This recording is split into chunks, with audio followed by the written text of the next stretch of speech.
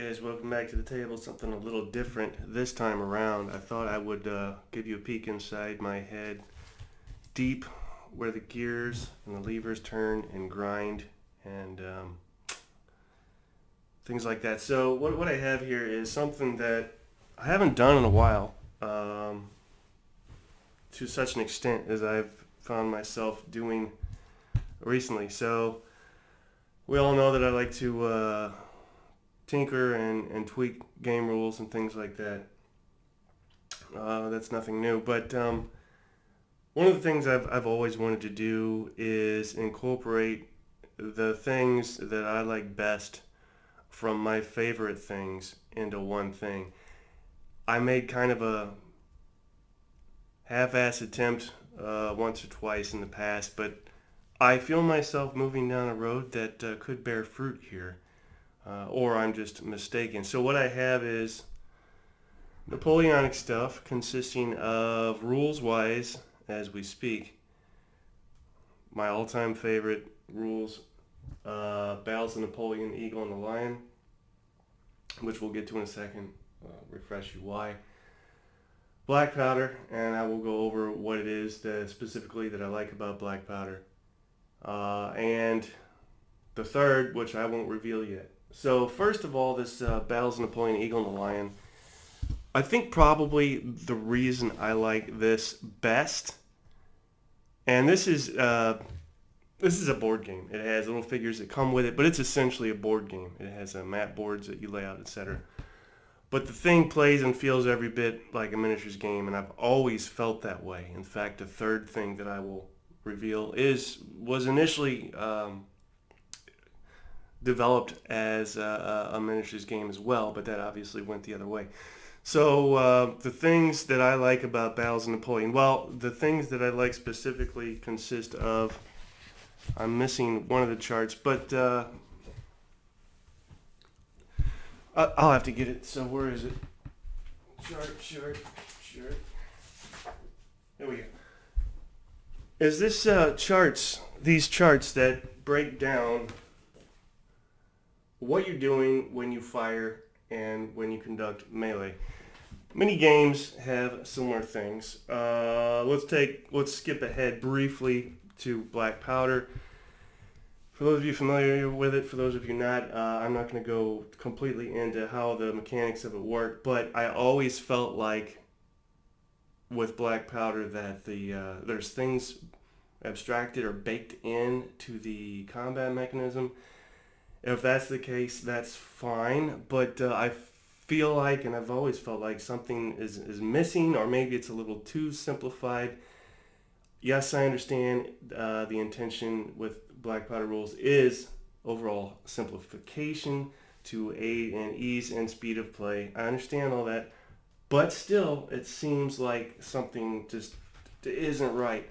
When I conduct fire or melee with Battles of Napoleon, it's broken down such that anything and everything, at least conceivably within reason, that needs to be in a fire action or melee action is in here, and it tells you, and I appreciate that. So each, let's see, I guess you could say battalion, we'll call them units. Each unit has a fire value. So for instance, with fire, a fire value, and that can range from a 0 to a 1 to a 2, etc. And this fire value is added to your die roll. Now I should add that this die roll consists of 1d10. So there's another thing that sets this Battles of Napoleon system apart. Black powder is boatloads of dice, and that's fine. It doesn't necessarily bother me knowing what I'm getting into ahead of time. Okay, I understand. But it can get annoying, and does get annoying. More dice. It's just, it gets silly at certain points. A 1 die 10 system, that's what this is. And you're adding, the magic number is 11 plus, so 11 or higher. So any of these modifiers you will be adding or subtracting to that D10 roll that you roll. Turn this off, save the battery. So each unit has a fire value, as I mentioned. Then you're going to add the number of what they call figures in the unit. So for a basic unit, and this has to do with unit size or unit strength, and the average number in that regard is a 4. So that allows you to gauge attrition as that 4 goes lower and lower. Obviously, when you hit 0, the unit's obliterated. Black Powder also has an attrition-like system with its combat results, but it's a little too, as the game plays, you start to notice the blood of the game a little late in the game, in my opinion, and it's overall a little slow, this attrition that happens throughout the game. So then you have another modifier, which is any supporting unit, so there's that. And then you have target modifiers, so it goes by ranks, and this is probably a heated, debated topic of how to figure in ranks when dealing with fire or melee. I feel like it does it just fine. So if you go to the chart above that, you've got rank bonuses for artillery, cavalry, infantry in column, infantry in line, infantry in open order, infantry in square, and infantry or cavalry attacked on flanks. And each one of those categories lists a corresponding rank bonus for the firing unit ranging from 1 to 4. That gets added to your die roll. Then it factors in other things like terrain, such as being on higher ground. Also, if the target is in woods or behind a crest, or if the target is behind a hedge or a wall, or a target is in a village, building, etc. And then finally, TM is a special terrain modifier as indicated in a scenario, for example, fortifications or fortresses. Add all that together, if you get 11 or higher, you get a, for lack of a better term, hit. Now, the hit that you get is the result of that hit is determined randomly via card draw in the game. I've fiddled with that off and on over the years, literally over the years, and I've come up with something that is an abbreviated, more accessible way of dealing with that random card draw. And that consists of what I'm trying to implement overall, which is, now if you remember, Black Powder is as many dice as you can find system. Battles of Napoleon is a 1d10 system. And this may sound trivial, but it's not. There is a feel, a tactile thing that goes on when your hand touches a thing and or things, runs to your brain. The tactile aspect of it comes into play, pun intended, when you hit that sweet spot of things. So again, Black Powder, it feels like too much is going on with the dice. With the Battles of Napoleon, it feels like not enough. One die being rolled for, just psychologically, for what's going on and being represented doesn't feel adequate. Although it works perfectly, it doesn't feel right.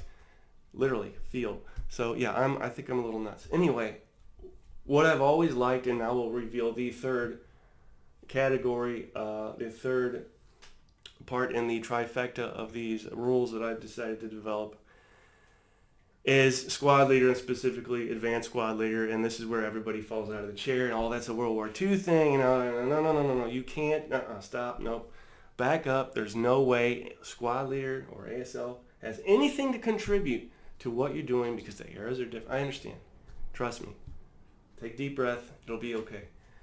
What I've done primarily is come up with didn't come up with it, but borrowed, again, what I like the best from ASL is the beauty of the 2d6 system, and there's a range of reasons why that's beautiful. Again, the tactile thing is not a buckets of dice thing, it's not a this. It feels right, but also with the 2d6, you have your bell curve average, with 7 being the average number that you're going to hit on. Really makes it easy to design as you move forward, and bringing other things into the rules. Also, you have little interesting things that you can borrow, yes, you can, from ASL and add to this, such as rolling doubles, rolling a 2, snake eyes if you will, rolling a 12. You can also, which I fully have incorporated into this system that I'm developing, a colored die. That is to say, regular die and a colored die. The colored die results mean something in and of their own. So that colored die, if we can come around to back to where I started with this part of the conversation, the colored die deals with the combat results. So the way I have it currently, and trust me, this needs to be play tested out the wazoo. I haven't even finished developing what I need to do before I can start play testing it. That said, the colored die is, in fact, at least the way I've represented it, your combat results. So that can range from 1 to 6, right? Because your D6 is 1 to 6. So that can range from 1, which I have. Let me back up. You roll your 2 dice for your combat result. Your colored die lands on a 1. Okay, that represents a morale check. If your colored die is a 2, that represents a +2 morale check. If the colored die is a 3, that's a +4 morale check. If it is a 4, that is a broken unit automatically. You're not rolling to see if it breaks. It broke. If it's a 5, that is a remove 1 from your unit strength. So that 4 will drop to a 3. And finally, if it's a 6, it is also a remove 1 unit from your overall unit strength. Also, it is an automatic break. Your unit is also broken. And if a leader is attached, that leader needs to check to see if his wound severity, if he is alive, if he's dead, if he lost an eye or had a cannonball blow his shoulder off, etc. There's that. Okay, so that also works in well with melee. Same deal, your 2d6 system. I should also add, which I left out, the magic number for this 2d6 system is 13+. So we are still incorporating the modifiers verbatim from this chart, but instead of needing a 11 plus or 11 plus with a d10, we now need a 13 plus with a 2d6. So there's that. So I've managed to keep what I like about Battles of Napoleon, which is the fire modifiers and melee modifiers.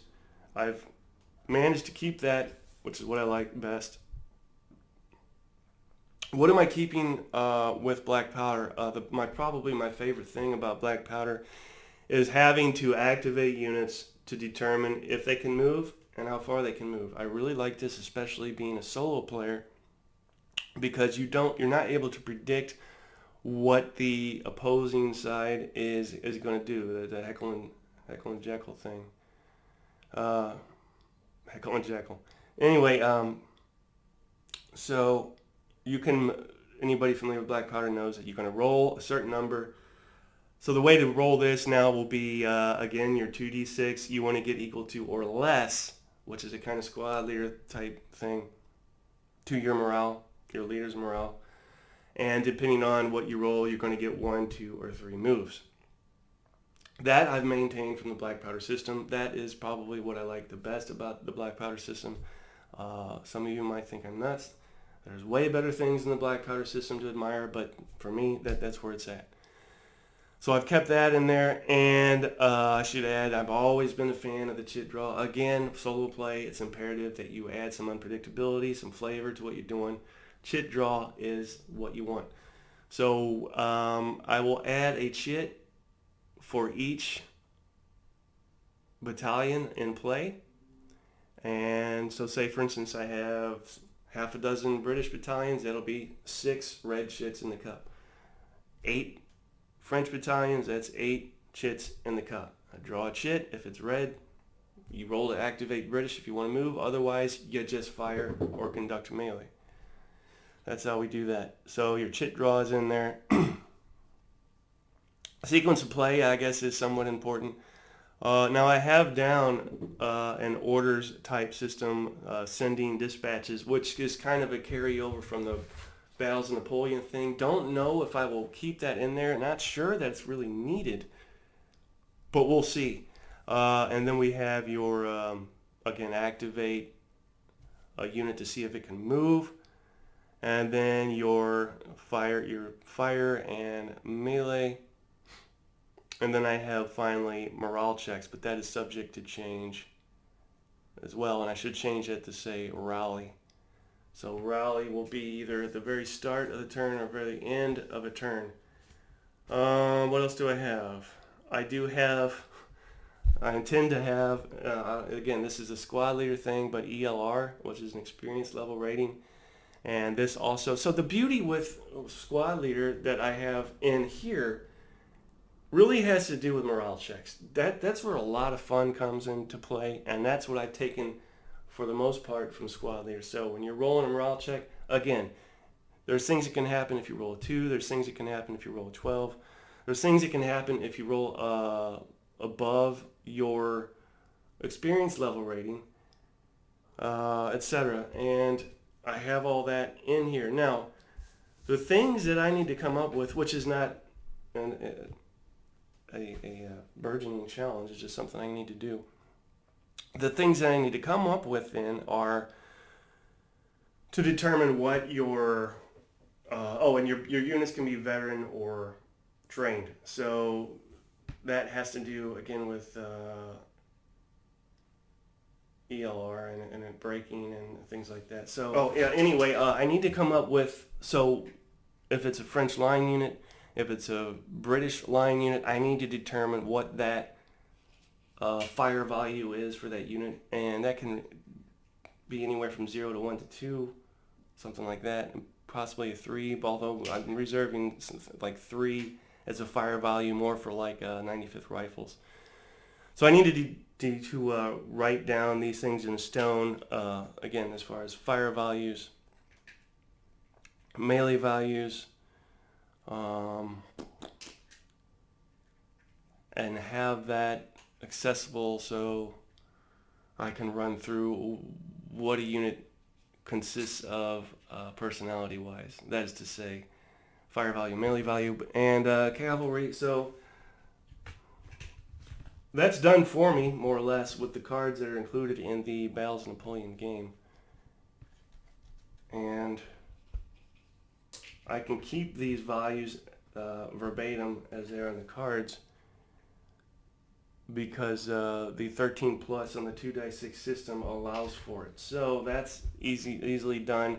I just need to do it. So what I may do is bang out some of the remaining stuff left to do and run through a possible video of all these 3 things as Troika in play and see how it goes. Now it's going to be choppy. It's going to be fits and starts as I try and wrap my own head around it and get a feel for what I'm doing and settle on decisions that are up in the air. For instance, all this has to do with simply morale checks and things of that nature, which is, again, drawn heavily from these squad leader stuff. So that's what's going through my head, and thought I'd share that with you. I don't know if I'd call, maybe I'm excited. I'm motivated. I'm inspired. I also have the Heat of Battle in here from Squad Leader for your units, which you can become inspired, whereas in the ASL it's heroic, and you can level up your ELR and your morale. Berserk I have as Bloodlust, which is charge the nearest unit, and finally Surrendering I just have as routing off the board or eliminated. So in my opinion, the sweet, flavorful things from Squad Leader that really give it its personality, I've put in here. The fire and melee, really modifiers and things that I like from Battles of Napoleon, I've thrown in here. And then the rolling to activate and how far can you move thing from Black Powder is in here. That's where it's at. Next time you see me, again, we'll hopefully see some of this stuff in action. All right, that's all I got. I'm going back to work.